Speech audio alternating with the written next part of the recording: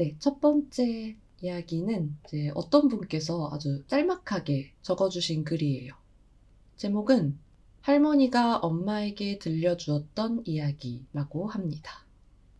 자, 나도 들은 지 꽤 된 이야기라 가물가물하긴 한데 오늘 엄마랑 대화하다가 생각나서 써봄. 할머니가 엄마를 낳기도 전, 그러니까 대략 20대 정도의 나이에 있던 일이라고 하셨어.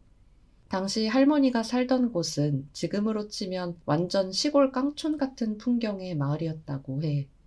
우리 할머니는 자매가 두 분 있으셨는데 할머니가 둘째였고 셋째는 많이 어린 애기여서 특히 예쁨 받았다더라.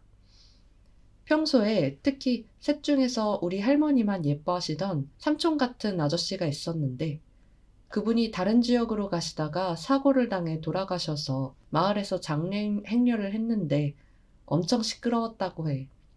특히 상여가를 부르는 할아버지 목소리가 너무 커서 저 멀리 논밭에서도 다 들렸대.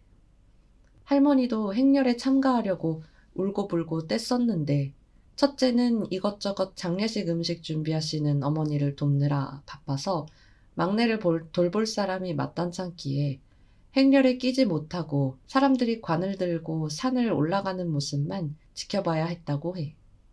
그런데 상여 소리가 끊긴 지 얼마 지나지 않아서 다시 곡소리가 들려왔대. 아까 부르던 할아버지랑은 사뭇 다른 목소리인데다가 곡도 처음 들어보는 이질적인 느낌이 드는 곡이어서 이상함을 느끼셨다고 하셨어. 그런데 더 이상한 점은 곡소리가 아무리 지나도 가까워지거나 멀어지지는 않았다는 거야. 듣다 할머니가 관이 넘어지기라도 했나 싶어 동생을 방에 두고 잠시 밖을 내다봤는데 저 멀리 논에서 장대만한 검은 천이 흔들거리고 있었대. 자세히 들여다보니 검은 옷을 입은 뭔가가 넝실넝실거리며 춤을 추고 있었다던데 그 덩치가 얼마나 크면 저 멀리 논에 있는데도 똑똑히 보였다는 거야. 할머니는 직감적으로 저것은 사람이 아니라는 것을 느끼셨고 곧장 방 안에 들어와 동생을 안고 마을 어른들이 돌아오기를 기다리셨대. 그리고 한참을 떨다가 어른들이 오시고 그 후로 할머니는 귀신 같은 걸 본 경험이 없다셔. 아무 일도 없었고 그냥 멀리서 본 게 다였지만 할머니는 그 귀신이 춤을 추는 모습이 괴이해서 이 이야기를 해줄 당시에도 선명하게 기억난다고 하시더라. 네, 할머니께서 엄마에게 들려주셨던 이야기입니다. 짧고 좀 임팩트가 강하네요. 와, 할머니가 뭐 저승사자 같은 걸 본 게 아니신가? 좀 그런 생각이 들기도 하네요. 장례식이기도 했고, 또 검은 천이 흔들흔들거리고 덩치가 엄청 컸다. 제가 전에 또 무서운 얘기 같은 거 막 찾아가지고 보다가 알게 됐는데 그 저승사자들을 보는 사람들이 굉장히 큰 모습으로 볼 때가 많대요. 그러니까 뭐 커다란 사람, 뭐 커다란 뭐 까만 그림자 이런 식으로. 근데 지금 이 할머님도 비슷하게 보셨다.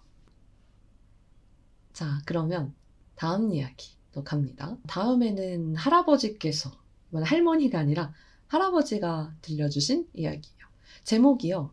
할아버지가 말해준 톳제비 설이라고 합니다. 톳제비라고 들어보셨나요? 저는 처음 들어봤는데 읽어볼게요. 우리 할아버지는 평생을 대구에서 사신 경상도 토박이셔.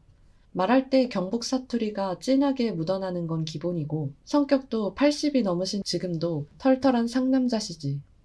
원체 겁도 없으신 분이신데 이상하게도 밤에는 집 앞 슈퍼 나가는 거나 쓰레기 버리는 것도 안 하시려고 하셔. 나야 뭐 요새 범죄가 극심하니 안 나가시는구나 싶었는데 할아버지께서 어제 술 드시다가 나한테 밤에 함부로 쏘다니지 말라고 하시길래 이유를 여쭤보니 이 썰을 푸셨어.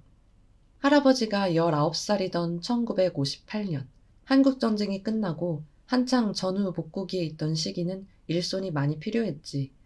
집안이 어려웠던 할아버지께서도 중학교까지만 마치시고 생계전선에 뛰어드셨어. 그런데 이 일도 쉽지는 않더래. 지금 인력사무소에서 차 타고 와서 4명 외치면 우르르 가서 타는 게 더 쉬울 정도로 그때는 일손이 필요한 곳도 많지만 전후 남는 일손도 많아서 이 일도 경쟁이 셌대. 그러다가 운 좋으면 대구에서 하고 일이 좀 안 풀리면 옆에 있는 구미, 김천, 더 멀리는 상주, 안동까지 가서 일했다는데 그때는 차비도 없어서 그냥 걷는 게 일이라고 하셨더라. 그날은 일이 안 풀려서 구미까지 가셨대. 자재 나르고 같이 일한 사람들이랑 한잔한 뒤에 대구까지 걸으셨대. 주변인들이 밤도 깊었고 하루 자고 새벽에 일어나 걸으라고 해도 괜찮다면서 그냥 가셨다는데 할아버지께서는 그걸 물리친 게 후회되신다고 하더라. 전후 경북동 도로 상태가 어땠겠어? 비포장도로지. 흙이며 돌이며 울퉁불퉁하고 길도 평지도 아니고 들쑥날쑥하니 지금이랑은 한참 달라. 구미에서 대구까지 차로 20여 분이면 좋게 가고도 남을 거리니까 사람이 걸으면 5시간 정도 되는 거리인데도 할아버지는 그냥 깡으로 가셨대. 그렇게 2시간인가 3시간인가 걸었을까? 할아버지는 이상하게 길이 안 보이는 게 뭔가 묘했다고 하시더라. 손전등도 가로등도 없는 칠흑길을 오로지 시력에 의존해서 가는 중이었지만 분명 왔던 길이랑 지금 가는 길이랑 느낌이 너무 달랐대. 촉이 달랐다고 하시더라. 산에서 짐승 소리도 나고 하니까 덜컥 겁이 나셔서 오늘은 어디서 자고 들어가야겠다고 생각하셨지만 구미에서 대구 가는 길, 그것도 들길에 여관이 있겠어? 근데 있었대. 할아버지는 이게 웬 횡재냐 싶어서 1층에 들어가 주인장 있습니까? 하고 물은 뒤 인기척이 있자 돈을 내고 열쇠를 받아 2층으로 올라가 바닥에 이불을 깔고 주무셨대. 그렇게 곤히 자다 보니 뭔가 춥더라고 하시더라. 이불을 끌어덮어도 으슬으슬 시려서 눈을 떠보니 할아버지는 진흙탕에서 자고 있었다고 하시더라. 예? 당황해서 일어나 보니 평지에 있는 진흙탕에 자기가 자고 있었고 5걸음 아래에 돈이 떨어져 있었대. 하늘은 서서히 밝아오기 시작한 시점이었고 할아버지는 기분이 묘해서 급히 돈을 챙기고 발걸음을 재촉하셨대. 그리고 1시간 정도 걸어서 대구 어귀에 도착하시자 거기 목욕탕에서 씻고 아침 8시가 다 되어서야 집에 도착하셨대. 돌아가니 증조할머니가 외박을 하고 왔냐면서 혼을 내시다가 할아버지가 자초지종을 설명하자 토제비에 홀린 거라며 혀를 차셨대. 토제비는 도깨비의 경상도 사투리인데 할아버지가 홀려서 진흙탕에서 잔 거지. 내가 이 이야기를 듣고 그냥 술 드시고 길에서 주무신 이야기 아니냐고 하니까 자기도 그런 줄 알았는데 아무리 생각해도 그 평지에서 계단을 올라간 느낌이랑 이불을 덮은 느낌이 지금 생각해도 너무 생생하다고 하시더라. 어쨌든 한순간의 해프닝으로 넘어갈 뻔했으나 할아버지는 쉰을 넘기셔서 다시 톳제비에 홀린 적이 있다고 하시더라.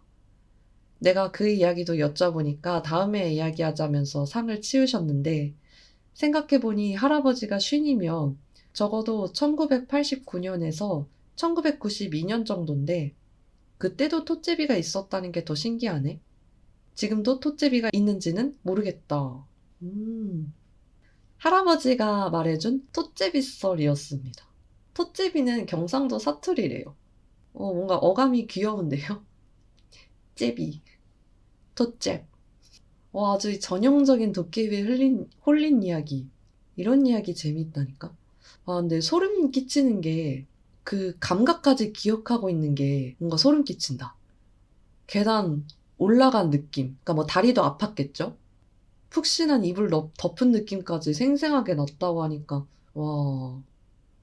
그러면 누가 지나가던 사람이 봤을 때는 만약에 지나가는 사람이 본다면 할아버지가 그냥 아무도 없는 허공에다가 막 말을 하면서 지갑에서 돈 꺼내서 돈을 막 그냥 바닥에 그냥 툭 떨어뜨리고 갑자기 막 계단을 막 이렇게 막 걷는 신용을 하다가 그냥 드러누워서 바닥에서 잔 거 아니야.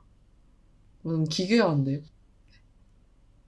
이제 할아버지 얼마나 무서웠을까, 그쵸? 네, 진짜 무서웠을 것 같아요. 뭔가 얼이 빠질 것 같아. 그러니까 막 소름 끼쳐서 미치겠다 막 이게 아니라 그냥 너무 어이가 없어서 얼이 빠지셨을 것 같은데. 이런 톳제비 얘기들은 이런 게 도시에는 잘 없잖아요. 요즘에는 사람들이 시골에 잘 안 살고 이러다 보니까 이런 도깨비 이야기도 이젠 잘 안 생기는 것 같고 아주 귀한 이야기가 됐어요.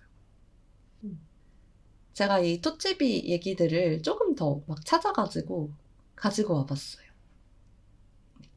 네, 이번 이야기의 제목은요. 무섭지 않고 꿀잼인 도깨비 썰입니다. 도깨비 이야기는 그렇죠. 물론 무섭기도 하지만 은근 재미가 있잖아요. 자, 그러면 읽어보도록 하겠습니다. 첫 번째, 고갯마루 톳제비. 여기도 톳제비예요. 경상북도 반진계 신안. 신안은 제가 자랐던 곳입니다. 그다지 특색 없는 평범한 마을이지만 옛날부터 사람들을 수시로 놀래키던 톳제비가 있었습니다. 제가 철들기 전에 고향을 떠났기에 아직도 그놈이 있는지는 모릅니다. 이야기 전에 한 가지 짚고 넘어가야 할 것은 톳제비라는 겁니다. 톳제비란 도깨비의 경상도 사투리입니다. 흔히 도깨비라고 하면 두 개의 뿔에 가시방망이를 들고 다니는 것으로 동화나 이야기 속에서는 그렇게 등장합니다. 하지만 이것은 일제강점기 때 이미 논 일본 오니의 전형적인 모습입니다. 토종 도깨비는 도포 같은 것을 입고 갓을 쓰고 다니며 그리고 집에 눌어붙어 서양의 폴터가이스트 현상과 유사한 행동으로 사람들을 놀래키는데 이런 집을 터가 세다고도 하고 보통 도깨비 집이라고 부릅니다. 여하튼 고향의 톳제비는 어느 특정한 집에 머물지 않고 마을 사람들이 넘나다니는 반고개라는 애장터가 있는 고갯길에 주로 나타나 밤에 지나가는 마을 사람들을 자주 골탕 먹였습니다. 이 톳제비의 장난은 오래전으로 거슬러 올라가 너무 많은 이야기가 있지만 특히 친척 할아버지께서 겪은 일을 말하고자 합니다. 여기 나오는 애장터는 그거죠. 그 아이들 무덤 아닌가요? 무덤가에 나오고 그래. 자, 할아버지가 초상집에 다녀오는 길이었습니다.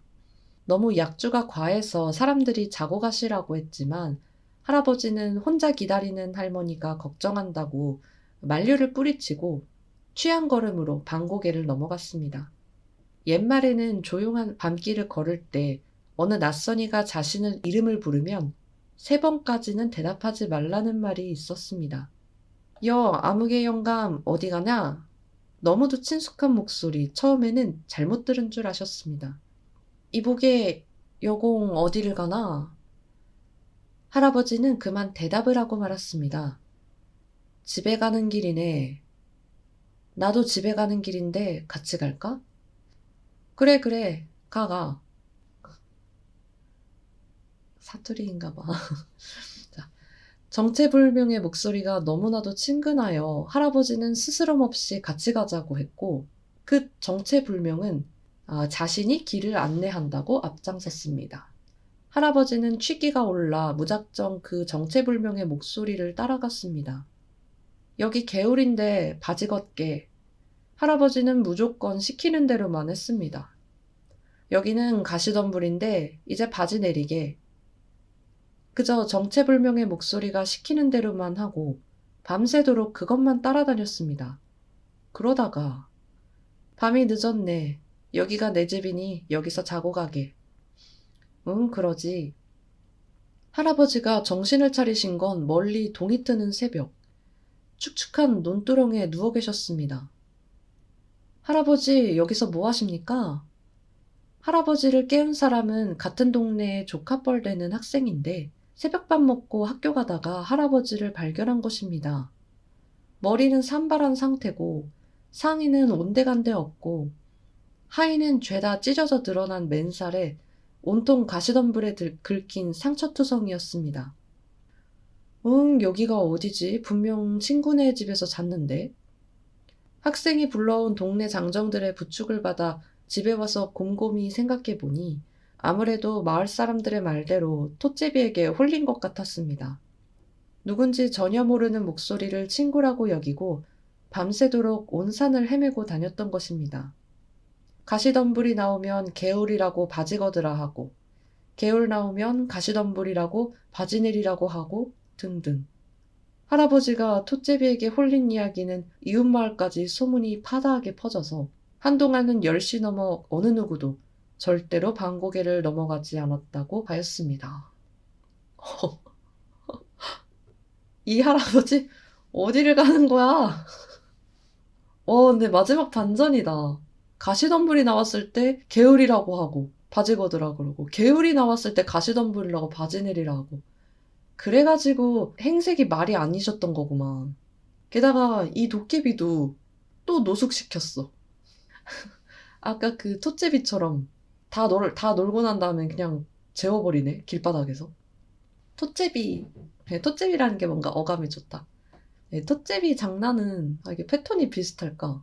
또 그것도 막 귀신 이야기할 때 이름을 3번 부를 때까지는 대답하지 말아야 된다 이런 거 있는데, 이게 옛날부터 있었네요. 분명 할아버지도 그걸 알고 계셨을 텐데 딱 그 여보개의 소리 듣자 아무렇지도 않게 진짜 친구처럼 막 이러고 대답하시지 않았어요? 이게 딱 홀린 거죠, 그쵸? 낯선 목소리를 그렇게 단숨에 친구처럼 받아들이는 그런 거 말이야. 또 옛날에, 이건 제가 실제로 들은 건데, 제가 어렸을 때도 잘 생각 안 나는 누군지 모르는 그런 친척 어른들 그 모임에 갔을 때 그 도깨비 얘기를 했거든요. 근데 이거랑 진짜 패턴이 거의 똑같았어요. 술 먹고 시골길 걸어가는데, 아니면 산속에 걸어갔다가 누가 막 말 걸면서 밤도 늦었는데 막 이러면서 같이 가자. 그래서 막 같이 가는데 씨름을 하자 그랬나? 여기서 씨름 한 판 하고 가자 해가지고 막 열심히 막 씨름을 하다가 갑자기 스르르 잠이 와가지고 그냥 씨름하다 기절 잠 해버리셨는데, 눈 떠보니까 산속에 있고, 사실 그분이 씨름을 하고 있었던 거는 그냥 나무 기둥이었대요. 그냥 땅에 있는 나무 붙잡고 씨름을 한 거예요. 그러니까 절대 못 이기지. 그러니까 힘 빠져서 쓰러져서 그냥 주무신 거야. 근데 이것도 되게 클리셰적인 도깨비 얘기긴 한데, 저는 실제로 어렸을 때 어른들한테 들었어요. 누구가 진짜로 그랬다. 나무랑 씨름을 했다더라, 술 먹고. 그거랑, 지금 기억이 갑자기 막 꼬인 것 같은데, 그거랑 나무랑 씨름도 하기는 했는데, 거기에 뭔가 빗자루가 있었다 그랬나? 빗자루가 버려졌다 그랬나? 그래서 이 빗자루에 도깨비가 씌었던 것 같다느니 그런 얘기도 있었고. 그 도깨비는 사람들이 쓰는 물건에도 자주 붙는다고 하잖아요. 그중 대표적인 게 빗자루래요. 근데 그것도 실제로 내가 들은 것 같기도 하고. 아무튼 이게 좀 클리셰가 많지만 재미있어. 도깨비 얘기. 맞아요. 피 묻은 빗자루. 맞아. 쓰던 빗자루에 피 묻었더니 도깨비가 그게 도깨비가 돼가지고 밤에 그런 얘기도 있죠. 제가 어른들한테 들었던 얘기는 피 묻은 빗자루는 아니었던 것 같아요. 그냥 어떤 도깨비한테 홀렸고 정신을 차려보니까 빗자루가 거기 세워져 있었다. 저는 이런 패턴이긴 했어요. 자, 그럼 두 번째 얘기도 읽어볼까요? 자, 두 번째는 저희 어머니 어릴 적 도깨비 실화, 별거 없음 주의. 어머니네요. 저희 어머니가 어렸을 적 이야기예요. 국민학교 시절이라고 했으니까 60년대 중반에서 후반쯤일 거예요. 어머니의 고향은 충북 제천의 시골이에요. 지금도 명절에 가면 외갓집은 논밭밖에 없는 시골이죠. 제천 자체는 도시예요. 번화가도 있고. 무시한 거 아니니 제천 시민 기분 나빠하지 마세요. 다만 외갓집이 시골이라고 합니다. 어느 날 아침에 일어나셨는데 부엌에 웬일로 외할아버지와 외할머니가 두런두런 얘기하고 계셨대요. 그 당시의 남자, 특히 외할아버지 성격상 절대 부엌 들어가실 분이 아니었거든요. 그래서 어머니도 궁금해서 부엌에 가서 무슨 일이냐고 물어봤더니 가마솥 뚜껑이 가마솥 안에 들어갔다는 거예요. 에? 그래서 가마솥을 봤더니 정말 뚜껑이 감쪽같이 안에 들어가 있더래요. 상식적으로 생각해도 가마솥은 입구가 훨씬 좁아서 뚜껑이 절대 들어갈 수 없는 구조잖아요? 그래서 동네 어르신들에게 물어보니 도깨비들이 장난을 친 것이라고 먹을 것과 빈 그릇에 냉수를 떠서 빌라고 하셨대요. 그래서 외할머니가 먹을 것과 냉수를 준비해 부엌에서 비셨대요. 그리고 그날은 옆집에서 밥을 빌어 먹었던 기억이 있다고 하셨어요. 어머니의 집이 큰 과수원과 방앗간을 동시에 해서 그 당시에는 동네에서 제일 잘 살았는데 밥 빌어 먹은 게 정말 처음이었다고 해요. 그리고 다음날 언제 그랬냐는 둥 뚜껑이 원래대로 돌아왔대요. 이 이야기를 들은 지 꽤 되었고 그 얘기를 들을 당시에는 그런 게 어딨냐고 안 믿었었는데 어머니께서 정말이라고 하셨던 게 기억이 나네요. 정말 예전에는 지금과 다른 무언가 있었던 걸까요? 요즘 도깨비 이야기가 올라와서 적어봐요. 저희 어머니 실화입니다. 오, 이거 흥미로운데요? 물리법칙을 완전히 무시했는데? 토제비가? 진짜 그 가마솥 뚜껑을 도깨비 방망이로 막 두들기기라도 했나. 오, 너무 신기한데? 이게 진짜라면? 물론 이게 진짜라고 하셨지만. 이거 좀 발견하면 되게 소름 돋을 것 같긴 하다. 설령 뭐 사람이 장난을 쳤다 하더라도 누가 이런 장난을 쳐. 그래도 별일이 없어서 다행이네요. 토제비들이 그 음식이랑 물이랑 대접받고 그래도 장난을 멈춰줬나 봐. 귀엽네. 또, 맞아. 가마솥이라는 게 이 그 집안에서 진짜 중요한 거 아니에요? 우리 지금도 막 밥솥 중요하게 생각하듯이 그 집안에서 식구들이 밥을 먹을 수 있게 해주는 거니까 되게 중요한 물건. 뭐 옛날에는 가마솥에도 신이 깃들었다고 막 믿었잖아요. 그쵸, 그쵸. 그런데 가마솥에다 이런 장난을 했다고 생각하니까 되게. 자, 그럼 세 번째 얘기. 다음은 도깨비와 씨름한 외할아버지예요. 이분도 씨름했어. 거봐. 도깨비랑 씨름한 분들 엄청 많다니까요. 우리 조상님 분들. 가보죠. 우리 외갓집은 강화에 있습니다. 다들 아시다시피 강화에는 여기저기 유적지가 많은데요. 외갓집도 그 많은 유적지 중 한 곳인 강화 서문 근처였습니다. 주변에는 일본과 강화도 조약을 맺었던 연무당터도 있고 그 뒤로는 작은 시내가 흘러 어릴 적엔 많이 놀러 가곤 했습니다. 외할아버지는 집을 짓는 일을 하셨다고 합니다. 아마도 옛날 집을 짓는 몫이셨겠지요. 힘도 장사셨고 성격도 호탕한 분이셨다고 하네요. 매번 남의 집만 지어주시던 외할아버지께서 마침내 터를 얻어 집을 지으시게 되었는데 그 장소가 바로 서문 근처 산 어귀였답니다. 산 어귀라 해도 야트막한 언덕 근처라고나 할까요? 여튼 터를 잡고 집을 짓던 어느 날 외할아버지께서 점심을 드시고 낮잠을 주무시는데 꿈에 웬 무사 한 명이 서문 근처에서 막 달려오더랍니다. 그러더니 이놈 여기는 내 땅이다 썩 물러나거라 하며 호통을 치더랍니다. 하지만 외할아버지도 지지 않으시고 이놈 니까진 놈이 뭔데 가라마나 하느냐 하며 버티셨다고 해요. 그렇게 옥신각신 하다가 결국 씨름으로 승부를 보기로 했는데 결과는 할아버지의 승. 기분 좋게 승리를 만끽하시던 외할아버지께 그 무사는 분하다는 듯 이놈 내가 가만두나 보자 하고 소리친 후 사라졌다고 합니다. 와우, 짝짝짝짝 할아버지. 문제는 그 이후 벌어졌다네요. 집은 무사히 다 지었는데 밤만 되면 저벅저벅 소리와 함께 벽에다가 자갈을 붓는 듯한 소리가 짜르륵 쿵싸 하며 들려왔다고 합니다. 누군가의 장난인가 싶어 나가보면 아무도 없고 아침이 되어서 나가봐도 돌 한 조각 없었다고 합니다. 엄마는 그때를 생각하면 아직도 무섭고도 기이한 일이었다고 말씀하십니다. 하지만 문제는 그것으로 끝나지 않았습니다. 외할아버지께서는 그 이후로 계속해서 그 무사와 싸우는 꿈을 꾸셨고 자꾸 술을 드시는 일이 잦아지셨다고 합니다. 그러다 결국 건강이 안 좋아지셔서 돌아가셨다고 합니다. 결국 외할머니께서는 그 집을 떠나 이사하시게 되었죠. 그 이후엔 다행히도 별다른 일은 생기지 않았다고 합니다. 몇 가지 첨부하자면 그 집 짓던 중에 오래된 도자기가 나왔다던가, 그 집에서 밤에 서문 쪽을 보면 도깨비 불이 왔다 갔다 했다던가 하는 에피소드도 있긴 합니다. 이거 할아버지께서 결국은 도깨비랑 싸우다가 돌아가셨네요. 근데 이것도 진짜 클리셰인데, 이렇게 도깨비랑 뭔가를 가지고 싸우다가 승부를 보기로 하잖아? 높은 확률로 씨름이에요. 옛날 분들 얘기 들어보면.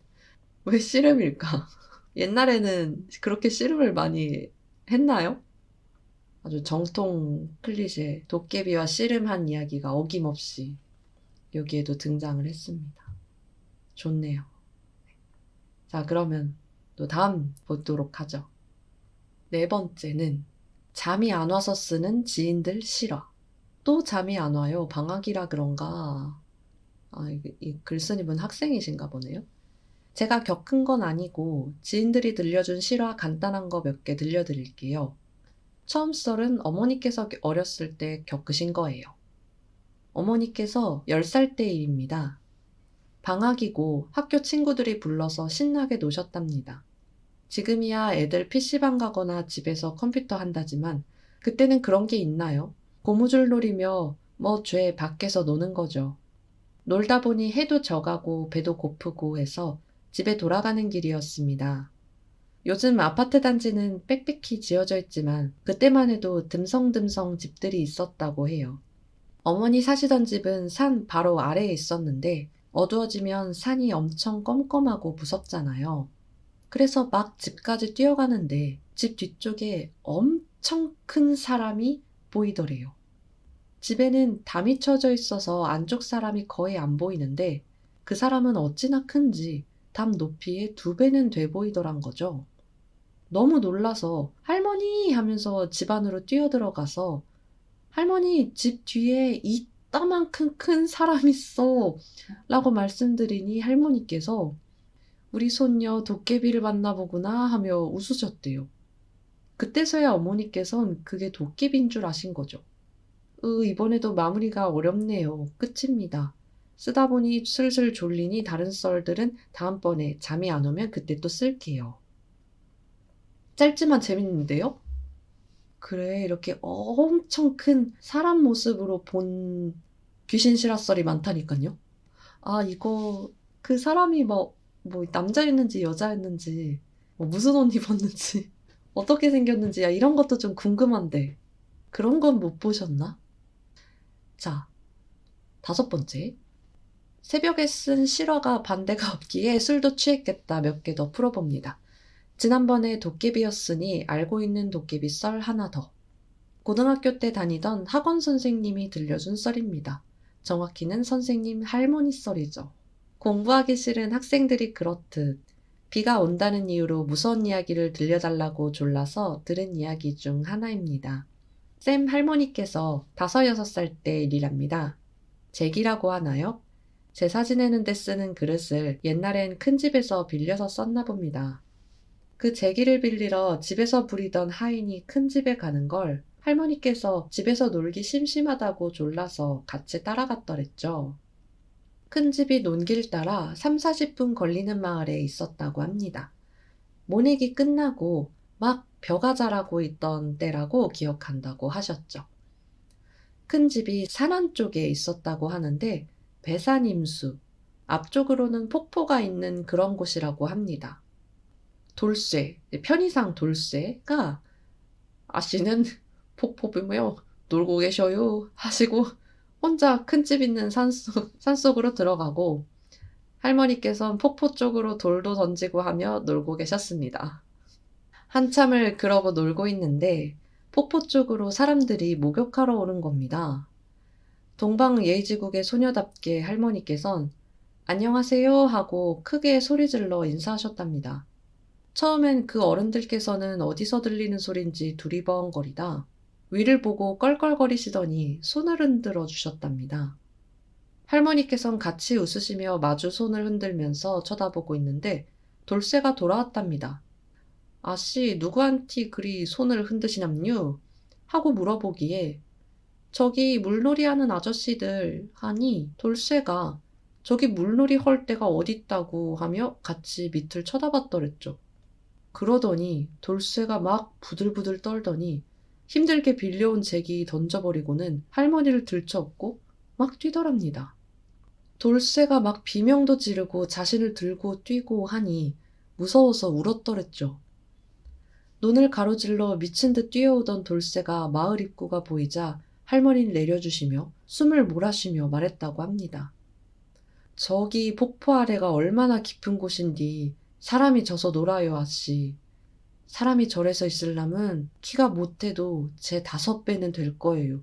저건 필히 도깨비여요, 아씨. 하더랍니다. 물론 돌쇠는 도깨비 있다고 오늘 절대로 거기는 못 간다고 하다 많이 혼났다고 합니다. 끝.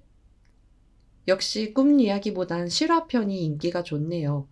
술 기운이 팍팍 올라오니 이번 편도 여기서 끝. 나중에 심심하면 다시 오겠습니다. 근데 돌쇠는 뭘 봤을까? 그러니까 돌쇠가 뭘 보고 부들부들 떨고 막 있는 거 다 집어던지고 막 도망갔을까? 이 할머니가 본 것과 돌쇠가 본 것이 얼마나 달랐던 건지 궁금하네요.